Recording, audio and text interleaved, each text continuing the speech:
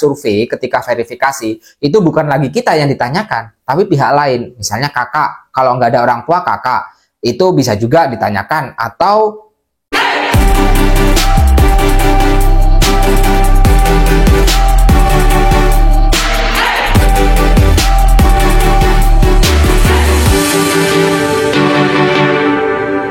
halo teman-teman semuanya, semangat pagi. Pada kesempatan kali ini teman-teman, barangkali saya akan menceritakan atau memaparkan, bahkan menjelaskan untuk kalian semuanya yang sedang pada tahapan survei KIP kuliah. Ada banyak sekali pertanyaan, apakah semua daerah atau semua wilayah ketika kita mendaftar KIP kuliah itu kita akan disurvei. Nah, ini pada intinya ketika kita seleksi wawancara itu ada 3 hal. Yang pertama diterima, yang kedua diverifikasi, dan yang ketiga ditolak. Kalau teman-teman ditolak, biasanya teman-teman berbohong pada saat wawancara. Kalau teman-teman pada tahap disurvei, nanti teman-teman akan disurvei terkait dengan kondisi yang sebenarnya. Nah, untuk survei ini teman-teman yang perlu saya paparkan kepada kalian semuanya, biasanya survei ini sampling. Untuk setiap daerah hanya diambil beberapa orang.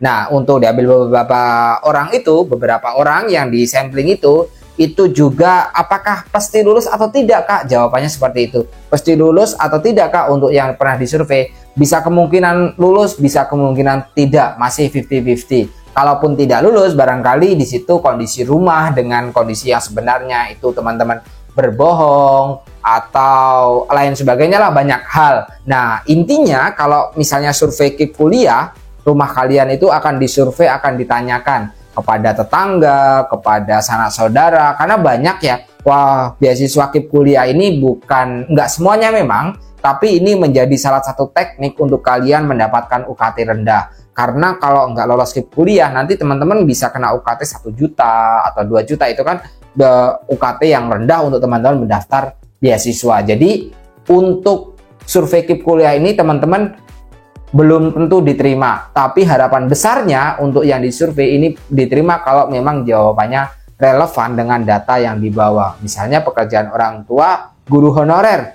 ketika disurvei ternyata pekerjaan orang tua sekarang udah jadi ASN, udah jadi P3K. Nah, itu kemungkinan teman-teman bakalan ditolak tuh kalau seperti itu. Nah, untuk survei itu bentuknya sampling dan teman-teman belum tentu diterima. Kalaupun nggak diterima, mungkin nilai teman-teman itu ada yang kurang. Karena kan wawancara dan tes pilihan jurusan itu berbeda-beda, teman-teman. Jadi ada juga yang misalnya wawancara ketika disurvei kok saya nggak lolos gitu. Bisa jadi ketika disurvei tidak lolos itu karena teman-teman kurang memilih di jurusan favorit dan lain sebagainya. Itu ya teman-teman. Lalu berhubungan dengan pertanyaan yang diberikan ketika rumah kita disurvei. Apa saja pertanyaan yang diberikan? Pertanyaan yang diberikan itu biasanya berhubungan dengan apa yang ditanyakan oleh teman-teman ketika mendaftar beasiswa KIP kuliah. Seperti penghasilan orang tua, terus seperti listrik dan lain sebagainya, di rumahnya ada apa aja.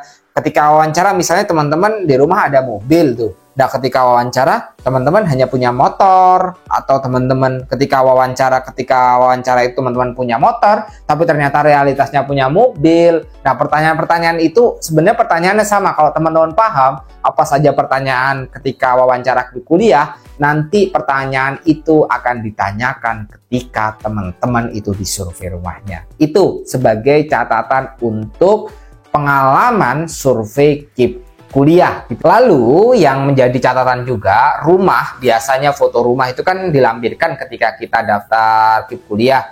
Rumah itu nanti akan disamakan oleh pewawancara ketika survei. Nah, misalnya, oh ini ya, ini rumahnya, ini bener rumahnya, ini kok tokonya nggak dipoto ya. Nah, itu jadi dokumentasi rumah itu nanti benar-benar akan dilihat oleh pewawancara gitu teman-teman. Setiap pewawancara itu pasti bawa berkas dari lokasi yang diwawancarai. Nah, itu teman-teman bawa berkas. Jadi mereka bawa data, pewawancara itu bawa data gitu. Jadi teman-teman kalau misalnya berbohong pada ketika dilakukan survei, dilakukan verifikasi, teman-teman bohong, nah itu pasti akan ketahuan di bagian survei ini. Jadi teman-teman diharuskan jujur, benar-benar teman-teman jujur agar teman-teman nanti lolos beasiswa KIP kuliah. Harapannya meskipun beasiswa KIP kuliah barangkali masih banyak kekurangan, wajar lah, karena pendaftarnya kan begitu banyak ya, pendaftarnya begitu banyak, yang diterima sedikit. Nah, ketika harapannya beasiswa KIP kuliah ini benar-benar sampai kepada mereka yang berhak untuk mendapatkan beasiswa KIP. Nah, ketika wawancara KIP kuliah ini, teman-teman, ini juga tidak boleh terlupakan. Itu ada pihak lain yang menjawab. Jadi ketika survei, ketika verifikasi, itu bukan lagi kita yang ditanyakan, tapi pihak lain. Misalnya kakak, kalau nggak ada orang tua kakak, itu bisa juga ditanyakan. Atau kita bisa menanyakan kepada wawancara, menanyakan kepada kedua orang tua. Jadi bukan teman-teman yang daftar KIP kuliah untuk diwawancarai. Itu kan sudah selesai di tahapan wawancara. Tapi yang ditanyakan oleh pihak wawancara ini adalah untuk teman-teman semuanya, khususnya kepada kedua orang tua atau kakak atau wali teman-teman yang ada di rumah tersebut. Jadi itu sebagai gambaran terkait dengan survei KIP kuliah. Saya juga punya pengalaman teman-teman terkait saya mensurvei beasiswa KIP kuliah. Jadi nanti akan terlihat benar-benar di situ menjawab, oh iya benar, oh iya ini layak mendapatkan gitu. Kalaupun saya verifikasi itu diterima, belum tentu diterima universitas, karena biar bagaimanapun itu tadi teman-teman terkait dengan kuota yang terbatas. Tapi semoga saja teman-teman kalau jawab dengan jujur dan teman-teman memiliki prestasi, teman-teman yakin aja itu pasti teman-teman bakalan diterima untuk survei ketika. Jadi jangan takutlah untuk disurvei, berikan mereka itu sebuah penghormatan gitu ya. Nah, untuk banyak juga ketika kita di survei itu kita berusaha untuk menyogok, Pak tolong bantu anak saya. Nah, itu kesalahan besar teman-teman. Nggak boleh ya, nggak boleh pewawancara digitukan gitu. Orang yang memiliki wewenang untuk verifikasi itu disogok, itu nggak bisa teman-teman. Ada juga mungkin barangkali yang berharap itu bisa diterima, padahal itu menjadi catatan. Ini orang ini udah mulai nepotisme nih, udah mulai nyogok dengan uang. Nah, itu harus teman-teman hindari ketika wawancara KIP kuliah. Intinya teman-teman dari video-video saya terkait beasiswa KIP kuliah, untuk yang kalian disurvei ini biasanya pada tahap verifikasi dan itu bentuknya sampling teman-teman. Jadi tidak semua teman-teman itu nanti akan disurvei, tidak semua. Tapi bagi mereka yang masih meragukan ketika wawancara itu nanti akan disurvei. Itu saja teman-teman untuk video yang bisa saya bagikan terkait dengan pengalaman survei KIP kuliah di sini. Teman-teman, untuk beasiswa KIP kuliah ini selalu buka setiap tahunnya dengan nama yang berbeda. Namun yang perlu dicatat, beasiswa KIP kuliah ini diberikan bagi mereka yang memiliki prestasi atau kemampuan dan juga berasal dari ekonomi menengah ke bawah. Mungkin hanya itu saja video yang bisa kita bagikan. Semoga apa yang bisa saya bagikan bermanfaat untuk kalian. Terima kasih teman-teman telah menonton. Bye-bye.